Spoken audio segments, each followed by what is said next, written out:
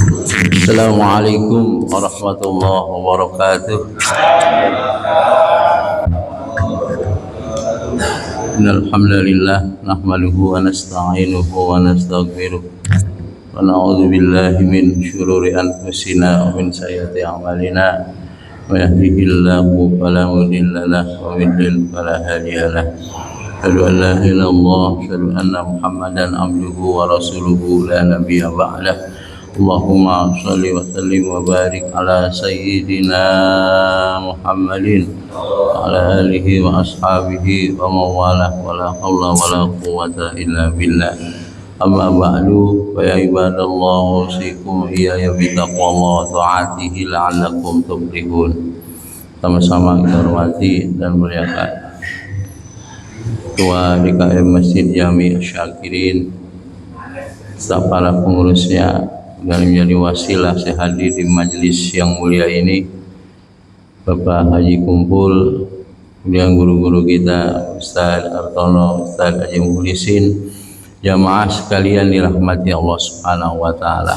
Alhamdulillah, dengan segala nikmat yang Allah berikan pada pagi hari ini, tak mampu menggerakkan potensi jasmani rohani kita, dekatkan diri kepada Allah, mencari bekal kepada Allah Subhanahu wa taala. Semoga apa yang kita lakukan pagi hari ini, sholat subuh berjamaah, kemudian dengan kajian taklim, menjadi simpanan amal soleh kita menghadap Allah Subhanahu wa taala. Di dunia Allah berikan keberkahan, berikan kesehatan, ampunan dan ilmu yang bermanfaat. Saudara-saudara sekalian berbahagia, tema yang diberikan kepada saya pada pagi hari ini adalah kesempurnaan beribadah. Kajian kesempurnaan beribadah. Secara umum kesempurnaan ibadah itu ada beberapa hal yang mesti kita lakukan, baik ibadah mahdoh maupun ibadah ghairu mahdoh, terutama ibadah mahdoh, sholat, puasa, haji, umroh, dan seterusnya. Nah, hal-hal yang kita lengkapi agar kesempurnaan beribadah kita ini, satu ada keikhlasan, yang kedua adalah mutaba'ah, mengikuti sunnah Nabi kita Muhammad SAW, yang ketiga dengan ilmu, yang keempat adalah bahwa ibadah yang kita lakukan itu menghiasi akhlakul karimah dalam kehidupan sehari-hari. Kemudian yang kelima, kesempurnaan ibadah kita tadi itu ditandai dengan ketenangan hati kita, kedamaian hati kita, karena kita semakin dekat kepada Allah Subhanahu wa taala. Yang pertama adalah keikhlasan. Ikhlas mata-mata kita beribadah mengharap ridho Allah Subhanahu wa taala. Tidak ada unsur duniawi, tidak ada pujian-pujian. Maka ketika orang melakukan amal ibadah dengan niat karena unsur duniawi, karena niat unsur agar dipuji oleh orang lain, maka ibadahnya itu sia-sia, bahkan berdosa. Makanya dikatakan dengan syirik kecil. Nabi SAW pernah bersabda, sungguhnya yang aku khawatirkan kepada kalian adalah apa? Syirik kecil. Mereka sahabat bertanya, apa syirik kecil? Nabi menjawab, riya adalah riya. Jadi bagaimana agar amal ibadah kita itu diterima oleh Allah? Yang pertama adalah ikhlas.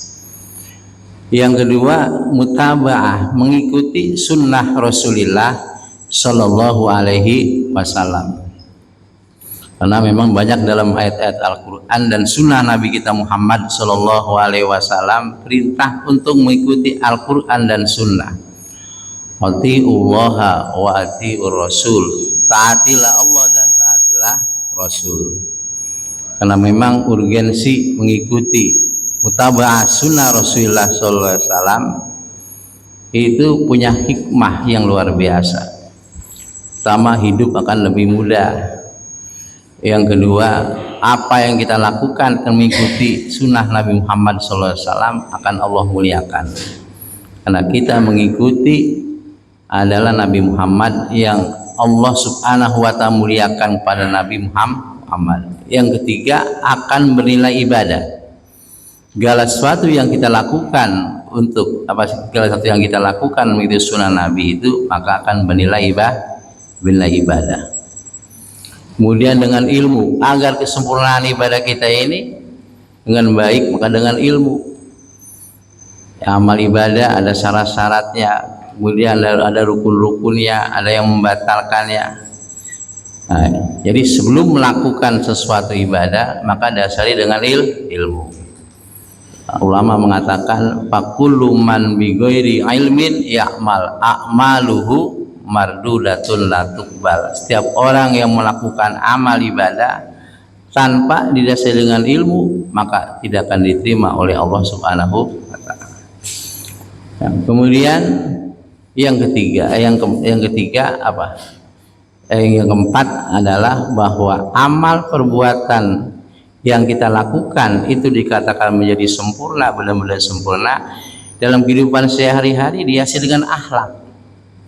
Dia mampu menjaga lisannya, kemudian dia menjadi orang yang tawadu, tidak menyakiti orang lain, kemudian dia tidak menjadi orang yang pelit. Maka dalam sebuah hadis riwayat Imam Bukhari dan Imam Ahmad, seorang bertanya, ya Rasulullah, ulana seorang perempuan dia taqumul laila, bangun di malam hari, kebiasaan di malam hari, tasaddaqu, dia bersedekah, wa taf'alu, dan dia melakukan sesuatu ini, sering melakukan sesuatu, tahajud, dia puasa sunnah di siang hari, kemudian dia bersedekah, tapi wala tu'zi bilisaniha wa tu'zi bilisaniha jironaha, kemudian dia sering menyakiti tetangga-tetangganya, teman-temannya dengan lisannya. Kata Nabi SAW, la khaira fiha, tidak ada kebaikan pada perempuan tadi itu. Ada perempuan tadi ahli tahajud, kemudian dia ahli sodako, ahli kebaikan-kebaikan, karena sering menyakiti tetangganya atau teman-temannya, tidak ada kebaikan padanya. Bahkan kata Nabi, hiya min ahli nar, dia daripada penghuni neraka. Nah kemudian pulana ya Rasulullah, seorang perempuan tusholil maktubah, dia melakukan sholat 5 waktu dan sedikit dia melakukan sholat sunnah, kemudian dia puasa, dia bersedekah, wala tu'zi bilisaniha jironaha, dan dia tidak menyakiti dengan lisannya ahadan pada seorang pun. Kata Nabi SAW, hiya min ahlil jannah, dia daripada penghuni surga. Jadi saudara-saudara sekalian, kadang-kadang kita sering seseorang mampu untuk melaksanakan tahajud, melaksanakan umroh, baca Al-Quran, kemudian amal-amal sunnah lainnya. Terkadang dalam kehidupan sosial di masyarakat, orang itu tidak mampu untuk menjaga lisannya, untuk memperbaiki akhlaknya dalam kehidupan sehari-hari. Ahli tahajud, dia ahli duha, kadang-kadang tidak tegur sapa. Padahal sesungguhnya saudara-saudara sekalian, orang yang tidak tegur sapa, bermarah-marahan, itu hukumnya haram dan dibatasi selama 3 hari. Selama 3 hari. Makanya puncak kesempurnaan amal ibadah seseorang adalah amal ibadah tadi menghiasi akhlakul karimah. Karena diantara hasil ibadah itu kata Allah, mudah-mudahan kalian menjadi orang bertakwa. Ya ayuhan nasu budu rabbakumul ladzi khalaqakum walladzina min qablikum la'allakum tattaqun. Wahai manusia, sembahlah Allah yang telah menciptakan kamu dan menciptakan umat-umat sebelum kamu. Mudah-mudahan kamu menjadi orang bertakwa kepada Allah Subhanahu wa Ta'ala. Jadi dalam hadis yang lain Nabi SAW bersabda, paling sempurna iman seorang adalah yang paling bagus akhlaknya. Dia jujur, dia amanah, kemudian dia tidak pelit. Bahkan Bapak sekalian, ciri-ciri khusyuk itu bukan sebatas ketika dia sholat, Ciri-ciri orang yang khusyuk dalam sholatnya itu adalah selesai sholat, pasca sholat diterapkan khusyukan tadi itu dalam kehidupan sehari-hari dengan akhlakul karimah, baik menyangkut diri maupun menyangkut harta benda. Baca dalam surat Al-Mu'minun surat ke-23 ayat 1 sampai ayat 11. Qad aflahal mu'minun alladzina hum fi sholatihim khashi'un walladzina hum 'anil lagwi mu'ridun walladzina hum lizakati fa'ilun walladzina hum li amanatihim wa ahdihim ra'un walladzina yuhafizu dan mereka yang senantiasa menjaga sholat. Ulaika humul warisun alladzina yarisunal firdaus hum fiha khalidun. Sungguh beruntung orang-orang yang khusyuk dalam sholatnya. Siapa ciri-ciri orang khusyuk? Di antaranya adalah satu, daripada perbuatan yang sia-sia dia berpaling, daripada perbuatan yang sia-sia, perkataan yang sia-sia dia tidak melakukannya. Kemudian dari mengeluarkan zakat sebagai hablum minan nas, kemudian terhadap amanah-amanah menjaga, dipelihara. Kemudian menjaga waladzina hum li furujihim hafizun, menjaga kehormatan kemaluannya, nantiasa menjaga sholatnya. Mereka inilah yang mendapatkan surga firdaus, mereka kekal di dalamnya. Kalau kita minta Pak, kita minta surga apa? Firdaus. Iza sa'altumuhul jannah fas'aluhul firdaus. Bila kau minta sesuatu kepada Allah surga, minta surga firdaus. Kenapa surga firdaus? Fa innaha a'lal jannah. Surga firdaus itu surga yang paling tinggi, wa awsatuha, berada di tengah-tengahnya. Tuh. Jadi mudah-mudahan kita termasuk Pak orang-orang yang dikatakan hasil dari kesempurnaan ibadah tadi dalam kehidupan sehari-hari itu menghiasi akhlak kita. Kemudian Bapak-Bapak sekalian, kesempurnaan ibadah juga ditandai dengan ketenangan hati, ketenangan batin, karena dia berdekat-dekat kepada Allah, dia berzikir kepada Allah. Makanya disebutkan orang-orang beriman dia berzikir kepada Allah, zikir menghasilkan apa? Tatmainnul qulub. Alladzina amanu wa tatmainnu qulubuhum li zikrillah. Ala bi zikrillahi tatmainnul qulub. Orang-orang beriman akan tenang, tentram hatinya. Ketahuilah dengan berzikir kepada Allah akan tenang, tentram hati kita. Kemudian saudara-saudara sekalian, bagaimana kalau andai kata kita sudah berzikir kepada Allah, hati masih galau, belum tenang, pikiran kemana-mana? Jawabannya, bagaimana ketika seorang murid dari Syekh Ibnu Athaillah ngadu, ya Syekh, saya sudah berzikir kepada Allah, tapi hati saya nggak hadir, hati saya kemana-mana masih galau. Apa jawaban Syekh Ibnu Athaillah? La tatruki zikra li adami hudurik. Jangan kau tinggalkan zikir walaupun hatimu belum hadir. Kenapa? Karena ketika engkau berzikir, Allah ingin meminjamkan lisanmu agar engkau tidak gibah, tidak ngomong keburukan-keburukan orang lain. Ketika engkau berzikir, Allah meminjamkan lisanmu agar engkau tidak lalai kepada Allah. Ketika engkau berzikir, Allah ingin meminjamkan lisanmu agar engkau tidak berbuat namimah. Jadi teruskan zikir kita Pak, sebanyak-banyaknya.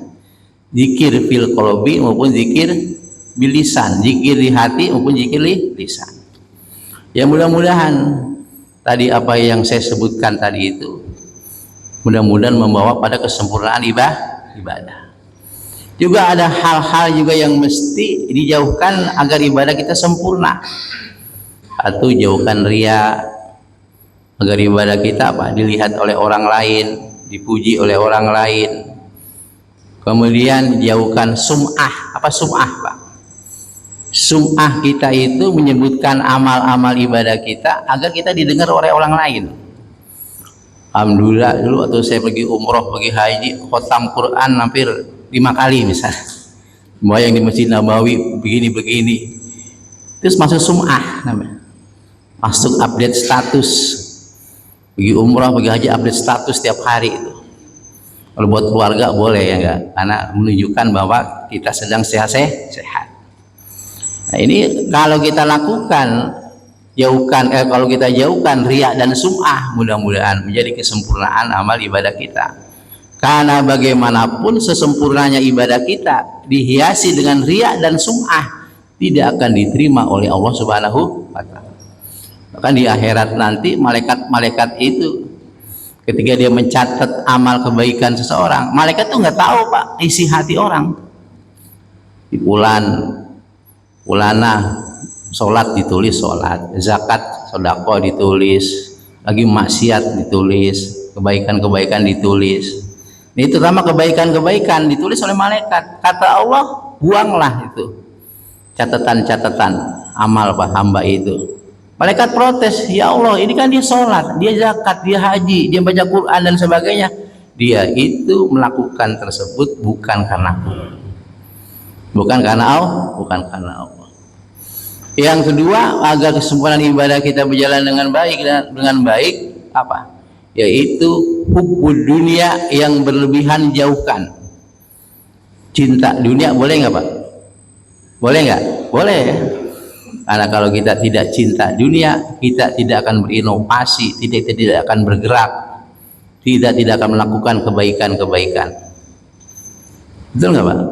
Nah, apa yang kita pakai pada saat ini, apa yang kita gunakan pada saat ini, masjid, pakaian dan sebagainya, karena kita cinta dunia. Yang nggak boleh cinta dunia berlebihan. Ya, cinta dunia berlebihan. Sehingga dia tidak mengenal ibadah, tidak mengenal Allah Subhanahu wa Ta'ala. Kemudian yang ketiga, jauhkan agar kesempurnaan ibadah kita berjalan dengan baik, jauhkan daripada godaan-godaan setan. Bagaimana caranya agar supaya godaan setan itu diminimalisir oleh kita sekalian? Paling nggak sering berzikir kepada Allah. Ketika melakukan sholat, Nabi itu berdoa, Rabbi a'udzubika min hamajati syayatin wa a'udzubika Rabbi ayahdurun. Di surat Al-Mu'minun itu. Ya Allah, ya Tuhanku, aku berlindung kepadamu dari bisikan-bisikan setan. Aku berlindung kepadamu dari kehadiran setan. Sekelas Nabi Muhammad baca itu. Apalagi kita, betul nggak Pak? Nah, baca ya. Paling nggak qul a'udzu birabbin nas. Nah, terutama dalam sholat apa? Sholat berjamaah. Ada hal-hal yang negatif Bapak sekalian dilakukan ketika kita melakukan sholat apa? Berjamaah. Itu terutama barisan-barisan, sop itu. Sop kadang-kadang nggak beraturan antara teman dengan teman yang lain, jamaah lain apa? Kosong. Padahal Nabi Shallallahu Alaihi Wasallam dia pernah bersabda tentang apa? Mengatur barisan. Apa kata Nabi di sahabat Anas radhiyallahu anhu, anan Nabi sallallahu alaihi wasallam qala, Nabi bersabda, rusuh sufufakum, rapatkan barisan-barisan kalian. Qoribu, saling berdekat, bainaha, di antara saf itu. Wahazu bil a'naqi, sejajarkan dengan leher kalian. Barisan teratur antara leher teman dengan teman berikutnya sejajar. Nah, lebih jelasnya lagi hadis riwayat Nu'man bin Bashir, Imam Bukhari meriwayatkan juga. Qala Rasulullah sallallahu alaihi wasallam, aqimu sufufakum, luruskan barisan-barisan kalian. Itu Nabi mengatakan sampai 3 kali, aqimu sufufakum. Bukan Nabi sallallahu alaihi wasallam ketika menjadi imam Pak, Nabi itu berkeliling dia. Nabi berkeliling. Bukan sekedar hanya apa? Luruskan, rapatkan barisan untuk mengkomandai berjamaah. Lurusin tak. Umar bin Khattab juga pernah menyatakan nih, kalau barisan nggak sampai lurus, barisan acak-acakan, aku penggal dari pedang. Kata siapa? Betapa bahwa meluruskan barisan dalam shop itu luar biasa, harus kita perhatikan. Tapi kenyataannya di masyarakat adalah asal-asalan. Betul nggak Pak? Ini selama dalam sholat berjamaah. Jadi ada hal-hal yang negatif ketika seorang melakukan sholat berjamaah nggak lurus, acak-acakan, berantakan. Apa kata Nabi? Riwayat Imam Abu Daud, wallazi nafsi biyadihi, demi zat jiwaku dan dalam kekuasaan Allah Subhanahu wa Ta'ala, kata Nabi, Inni la ara syaiton, sungguhnya aku melihat setan, kata Nabi. Yadhulu min kholalis sof, masuk dari celah-celah barisan. Ka'annahul hajab, seakan-akan kambing kecil yang hitam. Ketika kita sholat berjamaah, karena jamaahnya acak-acakan apa? Yang tadinya sebelum sholat kita nggak ingat apa-apa, ketika sholat ingat kunci motor di mana. Di rumah kita nggak ingat, ketika kita sholat ingat. Bisa jadi itu karena apa? Karena apa? Ketika kita sholat kita tidak rapi untuk meluruskan barisan-barisan. Jadi kesempurnaan sholat berjamaah ya harus tadi diatur dengan baik. Kemudian apa lagi? Kalau kita acak-acakan dalam sholat berjamaah, maka rahmat Allah akan jauh daripada kita. Jadi kekuatan umat Islam itu Bapak sekalian diantaranya dibuktikan dengan apa? Barisan apa? Sholat berjamaah diatur dengan rapi. Kemudian kita juga yang mendapatkan pesan-pesan agama dari guru-guru kita praktekkan dalam kehidupan sehari-hari. Tapi nyatanya apa? Ketika berjamaah, ya barisan satu dengan antar teman dengan teman apa? Saling apa? Saling renggang ya, renggangan. Kemudian dia diajak rapat kagak mau, betul nggak Pak? Mungkin isyarat pakai tangan dia kagak mau. Nah, lalu Nabi SAW teruskan Nu'man bin Bashir menyatakan, "Fara'aitur rajula yulziku mankibahu bimankibi sahibihi." Aku melihat orang ini menempelkan pundak dengan pundak yang ada di sebelahnya, wa ka'bahu bi ka'bihi. Kemudian menempelkan mata kaki dengan mata kaki sebelahnya. Berarti rapat kan Pak? Betul nggak? Ya. Nah ini menghindari dari setan masuk di celah-celah tersebut. Kalau setan masuk di celah tersebut, khusyuk kita kurang, perhatian kita terhadap kualitas sholat kita berkurang, dan seterusnya. Saudara-saudara sekalian berbahagia, lalu saya hanya sekedar mengingatkan ya tentang tadi sholat yang sempurna itu bagaimana sih? Ini konteks sholat aja kita batasi. Sholat yang sempurna itu apa kata Nabi SAW? Diriwayatkan oleh Imam Ahmad, Bukhari, Abu Dawud dan Muslim. Nabi Hurairah, dari sahabat Abi Hurairah, Nabi SAW qala, Nabi bersabda, "Idza qumta ila sholati, apabila engkau melaksanakan sholat, fa asbigil wudu, sempurnakan wudu." Sempurnakan apa? Wudu, syarat-syaratnya, rukun-rukunnya, batal-batalnya, syarat-syaratnya, rukunnya, adab-adabnya. Itu syarat-syarat berwudu. Karena ketika wudu kita sempurna, mudah-mudahan ini menjadi wasilah sarana kesempurnaan sholat kita. Ya, kan begitu. Di antara wasilah menuju sholat adalah perbaiki wudu kita. Sholat kita enggak khusyuk, berarti bisa jadi wudu kita kurang beres, wudu kita enggak benar. Nah, kemudian sumastaqbilil kiblah, menghadap kiblat. Fakabir, kemudian bertakbirlah. Waqra bima tayassara ma'aka minal Qur'an, bacalah apa yang mudah daripada Al-Qur'an. Itu suratul Fatihah, karena suratul Fatihah itu bacaan yang paling mudah dan banyak dihafal oleh orang. Sumarka hatta tatma'inna roki'an, kemudian rukuklah. Di dalam ruku wajib tumaknina, ya enggak? Ada ketenangan. Nanti penjelasan berikutnya ada di hadis yang lain, baru saya jelasin. Sumarfa ata ta'tadila qaima, kemudian bangkit dari ruku dalam keadaan kondisi tumaknina. Kemudian sujud hatta tatma'inna sajidan, sehingga engkau tumaknin dalam sujudnya. Tumaknin dalam sujud bagaimana Pak? Bukan sekedar nempel doang. Dalam sujud itu seluruh anggota-anggota sujud mesti diapain? Diterapkan. Jidat, kedua tangan, kaki kita, mata kaki kita, dan seterusnya pada posisi masing-masing. Nah, kemudian sumarfa atta tastawiya wa tatma'inna jalisan, kemudian bangkit dari sujud dalam kondisi tumaknina. Kemudian sumab al-dzalika min sholatika kuliha, kemudian lakukan itu semua dalam sholatmu, kecuali takbiratul ihram. Jadi jumlah 2 rakaat, jumlah 3 rakaat, jumlah 4 rakaat, ya dilakukan seperti apa yang dilakukan oleh Nabi kita Muhammad SAW. Ini hadis ini Bapak sekalian berkenaan dengan salah seorang sahabat Nabi namanya Khalad bin Rafi. Khalad bin Rafi itu dia sholat di masjid. Kemudian Nabi lihat nih sholat Khalad bin Rafi. Dilihat sholat Khalad bin Rafi ini nggak beres. Kemudian Khalad bin Rafi mendatangi Nabi, mengucapkan salam. Nabi menjawab salam tadi itu, kata Nabi, ulangi sholatmu. Diulangi lagi, Nabi melihat, kembali lagi ke Nabi itu dia, kata Nabi, ulangi sholatmu sampai 3 kali. Kata Khalad bin Rafi, ya Rasulullah, itu sudah maksimal sholat yang sudah saya lakukan. Nah, ini Khalad bin Rafi, dia belum tahu tentang tata cara sholat, belum tahu tentang ilmu sholat. Merasa sudah siap, merasa Rasulullah SAW sudah siap Khalad bin Rafi untuk menerima ajaran Nabi Muhammad SAW.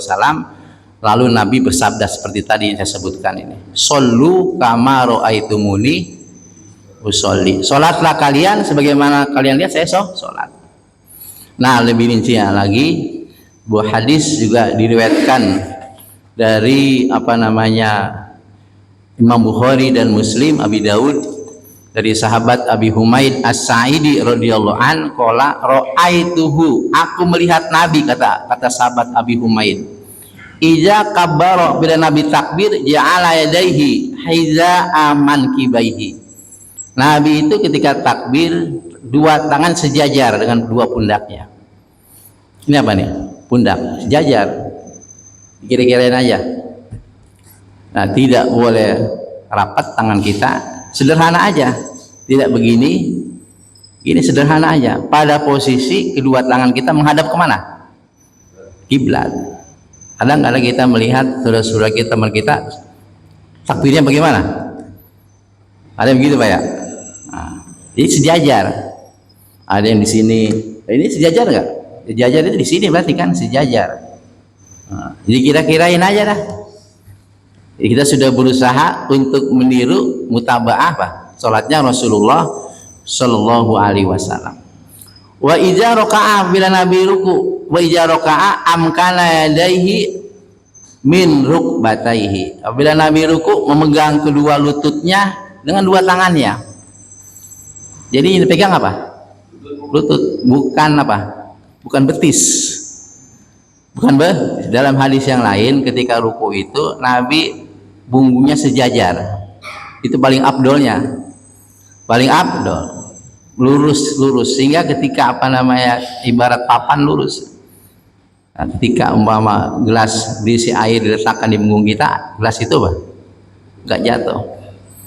Ini barangkali Bapak sekalian tergantung bagaimana tulang punggung seseorang ya. Nah, karena sudah tua atau bagaimana, atau sulit ya, semampunya aja udah. La yukallifullahu nafsan illa wus'aha. Allah tidak membebani seorang kecuali menurut kemampuannya. Summa hasara zuhrahu, kemudian Nabi meluruskan punggungnya. Punggungnya diluruskan oleh Nabi. Wa idza rafa'a ra'sahu, bila Nabi bangkit daripada ruku tadi, istawa, kemudian Nabi sallallahu alaihi wasallam hatta yauda kullu faqarin makanahu, sehingga tiap-tiap tulang kembali kepada posisi semula.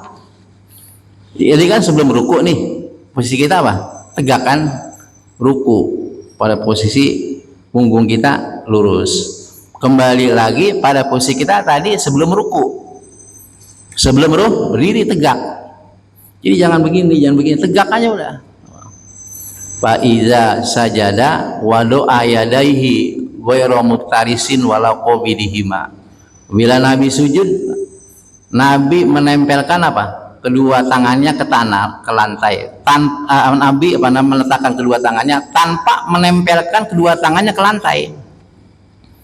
Halo, kadang-kadang orang sujud tangannya nempel tanah ke lantai ya.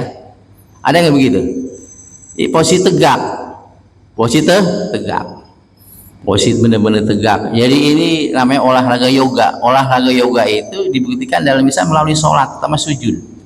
Pada posisi anggota-anggota sujud itu berfungsi masing-masing. Wala qabidihima, tanpa apa? Tanpa Nabi itu mengempitkan, gitu ya. Mengempitkan apa? Kedua tangannya. Mengempitkan. Kadang ada orang laki-laki sholat mengempitkan apa? Kedua tangannya. Wastaqbala bi atrafi asabi rijlaihi, kemudian Nabi menghadap.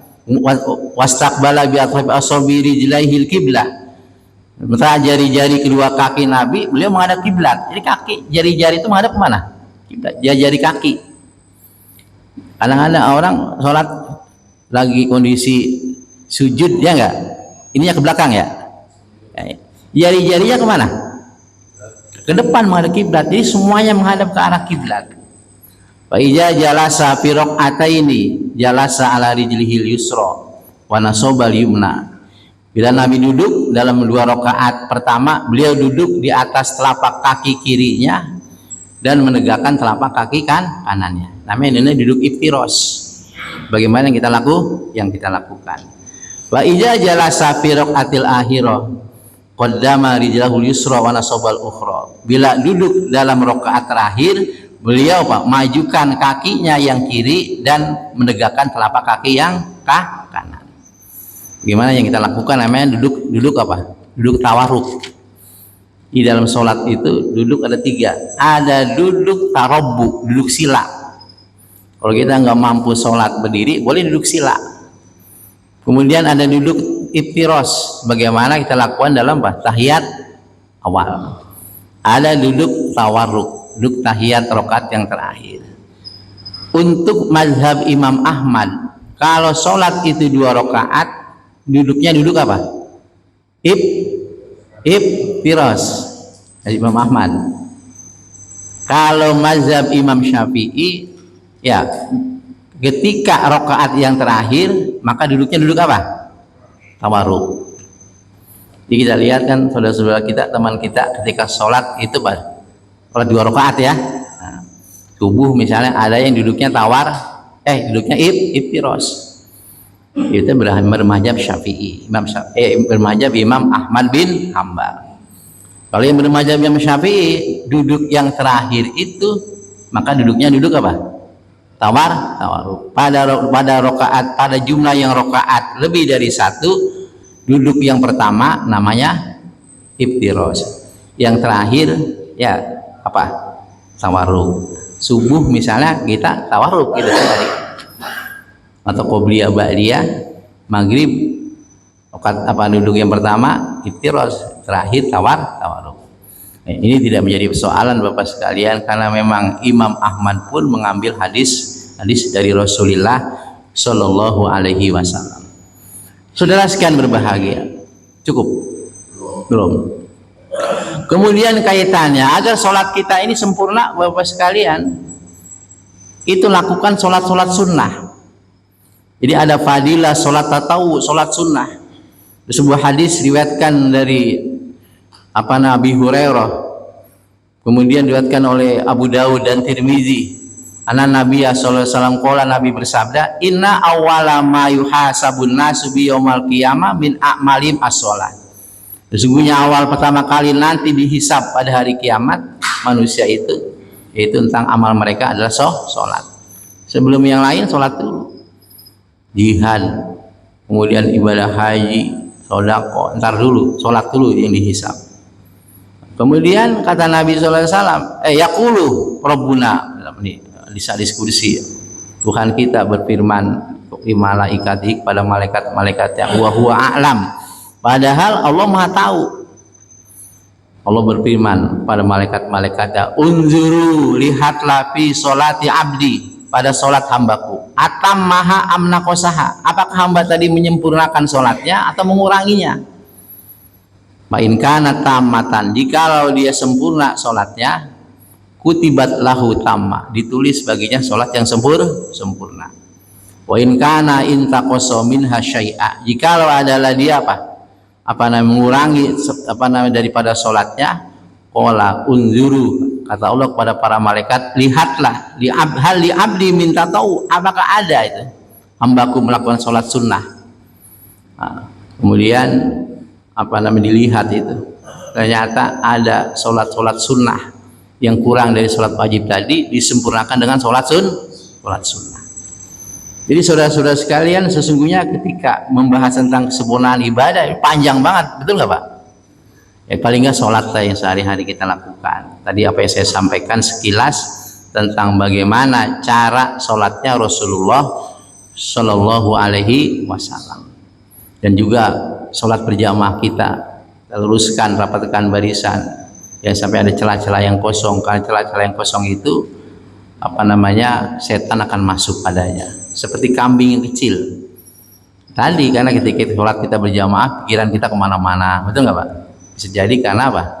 Karena barisan yang kurang sempurna. Keseriusan Nabi SAW terhadap sholat berjamaah tadi ini, satu, Nabi mengkomandai, luruskan, rapatkan barisan. Kemudian Nabi keliling itu, udah sempurna belum sholat barisannya? Bahkan Umar bin Khattab kalau memang belum lurus juga, diapain dia? Kayak pedang. Umar bin Khattab itu galak, tapi galak dalam hal kebenaran. Ya mesti ada yang begitu Pak, umat Islam. Ada yang di tokoh masyarakat, berarti sahabat Abu Bakar. Ada yang kaya, Utsman bin Affan. Ada tokoh pemuda, Ali bin Abi Thalib. Ada yang galak, betul nggak Pak? Harus bisa ada semuanya, bersinergi kita umat Islam. Jadi sehingga menjadi kekuatan, ditakuti oleh orang-orang kafir, orang yang tidak senang akan Islam. Hadirin rahmati Allah Subhanahu wa taala. Nah, jadi itu. Nah, kemudian tadi ada hal-hal yang yang mengurangi khusyuan, kesempurnaan ibadah kita tadi itu, godaan-godaan setan. Maka tadi usahakan belum sholat baca doa, pagi didahului dengan azan. Ketika azan setan mundur, kemudian balik lagi. Ketika qomat dia mundur lagi. Ketika kita sholat balik lagi itu, hingga kita tidak tahu berapa jumlah rakaat yang kita lakukan, dan seterusnya. Jadi jadikan setan sebagai musuh kita. Inna syaitan lakum aduun fattahiju adua. Setan musuh kita, jadikan sebagai musuh. Nah, strategi setan kan luar biasa Pak. Kata Imam Ghazali kitabnya Minhajul Abidin, satu, setan melarang ibadah kita, membisikkan, mensemaikan dalam kolbu kita, kenapa kamu ibadah, kenapa kamu sholat, kenapa baca Quran, kenapa sodako, kenapa umroh. Kalau sudah begini kita jawab di Quran, wa ma khalaqtul jinnah wal insa illa liya'budun. Tidaklah aku ciptakan jin manusia kecuali buat apa? Ibadah. Apa hasibtum annama khalaqnakum abasa wa annakum ilaina la turja'un? Apakah kalian menyangka dibiarkan begitu saja, enggak dikembalikan kepada Allah? Enggak begitu kata Allah. Allah punya tujuan yang besar menciptakan manusia, ciptakan fase demi fase, dikasih ruh, dikasih akal, dikasih Quran, diutusnya Nabi kita Muhammad SAW, punya tujuan yang besar apa? Untuk dimintai seluruh amal perbuatan kita nanti di akhirat. Tuh, kalau ini nggak bisa, karena setan berupaya juga, ada keraguan-raguan. Mau ngaji, mau daftar haji, mau daftar umroh, mau baca Quran, mau bersedekah, ada keraguan-raguan. Dikasih keraguan-raguan. Jawab, wasari'u ila magfiratim mir rabbikum wa jannatin arduhas samawati wal ardu iddat lil muttaqin. Segeralah kepada ampunan dan surga Allah, surga seluas langit dan bumi disediakan untuk orang-orang bertakwa. Dan kita mesti ingat, siapa yang menjamin umur kita, siapa yang bisa menjamin kesehatan kita. Hari ini kita masih bisa ketemu dengan teman-teman, nanti siang-siang belum tentu kan, besok lusa. Hari ini kita sehat, besok belum tentu sehat. Kembali kalau ini nggak bisa, kan iman kita kuat, setan masih berupaya juga, gegabah melakukan ibadah, asal-asalan, yang penting dikerjain. Karena nggak ada ilmu, ya nggak, sholatnya asal-asalan, takbirnya, rukunya, sujudnya, dan seterusnya. Kalau ini juga nggak bisa, kan iman kita kuat, masih berupaya juga, setan itu mensemaikan dalam kolbu kita.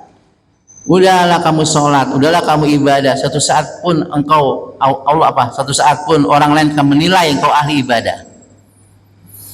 Kan begitu, ahli ibadah. Makanya saudara-saudara sekalian, ini hati-hati bagi yang men-share teman-teman. Yuk tahajud, yuk begini, hati-hati ya, hati-hati aja. Kalau di situ ada unsur riya, unsur sum'ah, repot ini. Tapi kalau ada semata-mata kan ngingetin nggak masalah. Tapi kalau ada apa disemaikan dalam kolbu kita, ada hati bahwa saya ini ahli ibadah, ahli tahajud, tujuannya mendingan jangan. Betul nggak Pak? Mendingan apa? Mendingan janganlah. Bangunin teman-teman, yuk tahajud, yuk ini. Kalau memang ada terbesit di hatinya itu ada unsur riya, mendingan apa? Jangan. Kecuali memang apa yang ngingetin, tidak ada unsur sama sekali. Karena memang salah satu di antara menjaga ketakwaan, saling menasihati dalam kebenaran dan apa? Dan kesabaran. Kiat-kiat menjaga takwa. Satu, konsisten melakukan amal kebaikan walaupun sedikit. Karena ketika kita melakukan amal kebaikan, ketakwaan sedikit, Allah membimbing pada kita untuk melakukan amal-amal kebaikan berikutnya. Allah akan membimbing anggota tubuh kita untuk melakukan kebaikan-kebaikan. Yang kedua, banyak berdoa. Ketiga, agar takwa kita istiqomah. Sahabatus sholihin, bergaul dengan orang-orang yang baik. Bergaul dengan orang-orang yang baik. Kemudian tadi saling menasehati dalam kebenaran dan kesabaran. Terakhir, ziyadatul ilmi, terus tambah ilmu, tambah pengetahuan. Tidak ada hari, tidak ada menit, tidak ada jam, tidak ada hari, minggu dan seterusnya, kecuali tambah ilmu. Cukup, Haji? Masih? Ini saya belanja berapa tadi? Sampai 33? Ya, mana ngomong ada juga kadang-kadang lagi blank bagaimana. Bapak-bapak dirahmati Allah Subhanahu wa taala, itu kaitannya dengan apa? Kesempurnaan ibadah. Kemudian tambah zikir di sholat kok. Ya enggak? Tambah berzikir. Karena kata Nabi sallallahu alaihi wasallam dalam sebuah hadis riwayat Imam Bukhari Muslim, ketika seorang mengucapkan zikir dengan kalimat la ilaha illallah wahdahu la syarikalah, lahul mulku lahul hamdu wa huwa ala kulli syai'in qadir. Aja ada dua riwayat, boleh walahul hamdu yuhyi wa yumitu, boleh tanpa yuhyi wa yumitu. Dulunya riwayat dari Nabi Muhammad SAW, la ilaha illallah wahdahu la syarikalah, lahul mulku wa lahul hamdu yuhyi wa yumitu wa huwa ala kulli syai'in qadir. La ilaha illallah wahdahu la syarikalah, lahul mulku wa lahul hamdu wa huwa ala kulli syai'in, tanpa yuhyi wa yumitu. Dua-duanya benar. Siapa yang membaca itu 10 kali, kemudian dia membaca subhanallah, alhamdulillah, Allahu akbar 33, masing-masing 33 kali, kemudian disempurnakan la ilaha illallah wahdahu la syarikalah, lahul mulku wa lahul hamdu wa huwa ala kulli syai'in qadir, atau walahul hamdu qadir, maka dosa-dosa yang lalu, walaupun dosanya itu misla zabadil bahri, misal sebuih lautan, banyak lautan, dosa-dosa kita akan diampuni oleh Allah Subhanahu wa taala. Jadi jangan sampai ditinggalin tuh Pak. Sudah kita melakukan sholat. Maupun sambil berjalan misalnya, ini buru-buru nih. Karena nanti kalau zikir dulu subuh ketinggalan kereta atau dia nungguin kan. Udah zikir, bari berjalan tapi zikir. Karena ciri-ciri ulil albab senantiasa berzikir kepada Allah. Betul nggak Pak?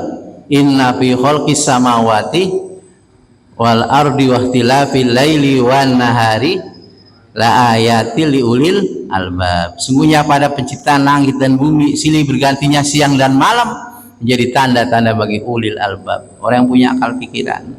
Siapa ulil albab? Ini namanya dalam kajian tafsir bil maksur. Al-Quran ditafsirkan dengan Quran, Al-Quran ditafsirkan dengan hadis, Al-Quran ditafsirkan dengan biqauli sahabat. dengan perkataan sahabat. Al-Quran ditafsirkan dengan biqauli tabi'in. Al-Quran ditafsirkan dengan Al-Quran. Kitabnya apa? Itu lebih banyak pada kitab tafsir Ibnu Katsir.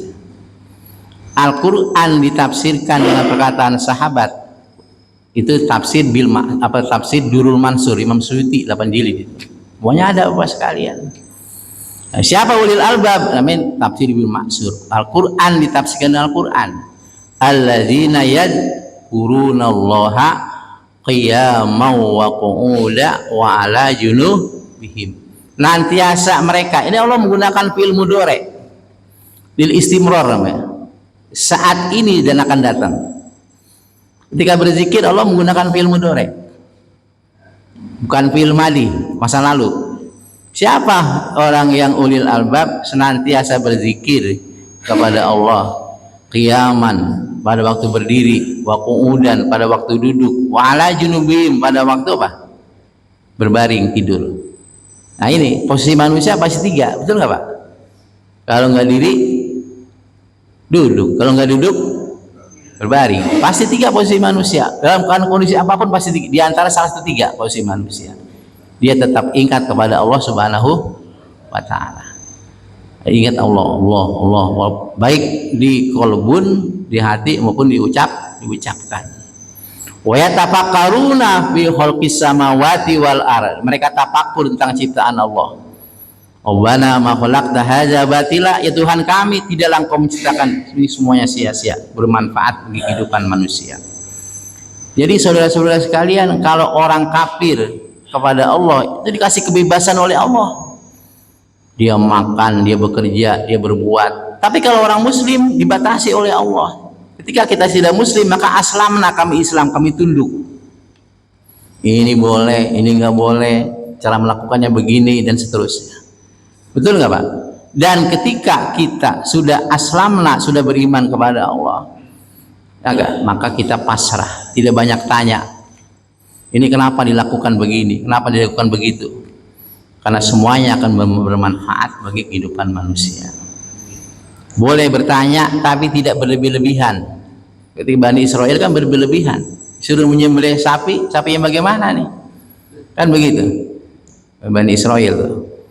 Nah, boleh kita bertanya dalam hal-hal yang memang masih ragu, masih belum tahu. Karena fungsi daripada akal kita ini ya tafakkarun, berpikir, takkilun, mengingat-ingat nikmat Allah, menjadi pembelajaran juga.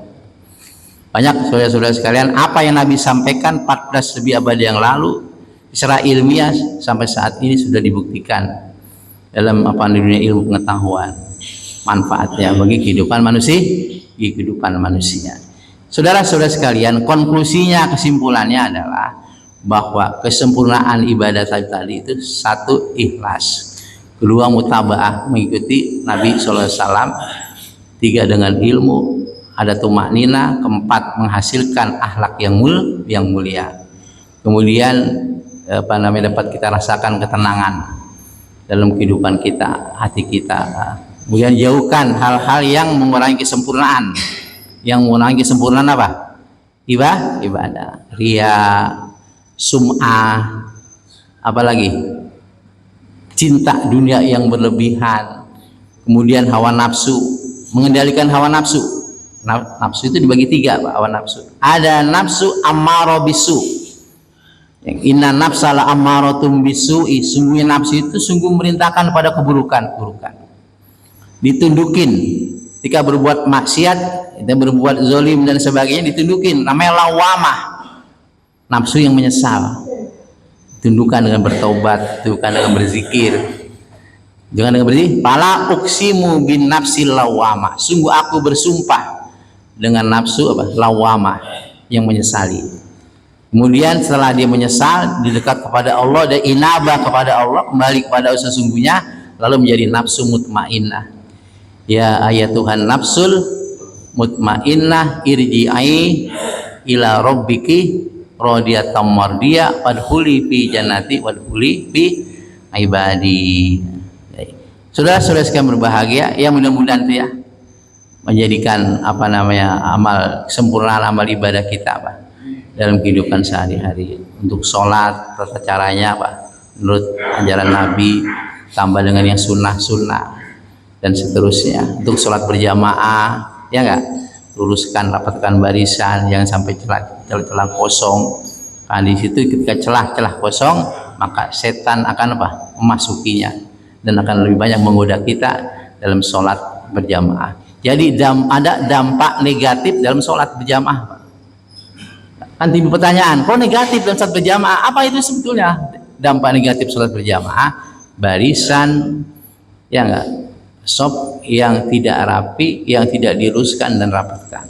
Mudah-mudahan bermanfaat. Kalau mohon maaf. Adanallahu iyyakum. Assalamualaikum warahmatullahi wabarakatuh.